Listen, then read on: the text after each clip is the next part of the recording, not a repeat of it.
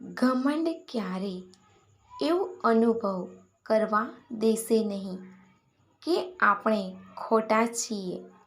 અહંકારી વ્યક્તિ પોતાને શ્રેષ્ઠ અને બીજાને ખોટા સમજે છે. આ અવગુણોથી બચવું જોઈએ. સવાલ નંબર 1. વાદળો ગેસના બનેલા છે, તો તે કેવી રીતે વિસ્ફોટ કરે છે?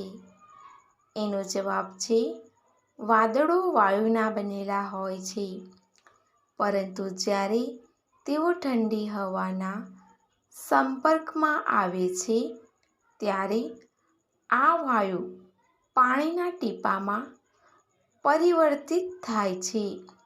જ્યારે આ વાદળો મોટા પ્રમાણમાં પાણી સાથે આકાશમાં ફરે છે અને તેમના માર્ગમાં કોઈ અવરોધ આવે છે, પછી તેઓ અચાનક વિસ્ફોટ કરે છે.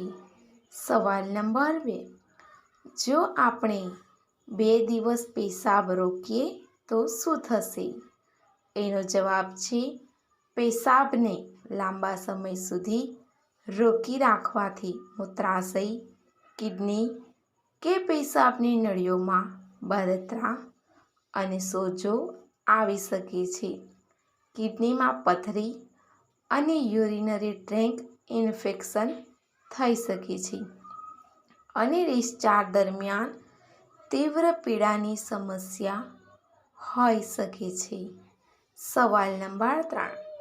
માત્ર એક ગોળીથી વ્યક્તિ કેવી રીતે મૃત્યુ પામે છે? એનો જવાબ છે ગોળી શરીરના કયા ભાગમાં વાગે છે તેનાથી કોઈ ફરક પડતો નથી. ગોળી માથામાં કે હૃદયમાં વાગે તો જ મૃત્યુ થાય છે, પરંતુ જો ગોળી હાથ, પગ કે ખભામાં વાગે તો મૃત્યુ તરત થતું નથી. ગોળી પર કોઈ ઝેર નથી. સવાલ નંબર 4. ભારતમાં કેટલા ટકા લોકો ધૂમ્રપાન કરે છે? એનો જવાબ છે WHO અનુસાર વિશ્વના 12% લોકો ભારતમાં ધૂમ્રપાન કરે છે. ભારતમાં લગભગ 120 મિલિયન લોકો ધૂમ્રપાન કરે છે. સવાલ નંબર 5. ખુશ રાખવા માટે દિવસમાં કે રાત્રે કરવું? એનો જવાબ છે રાત્રે.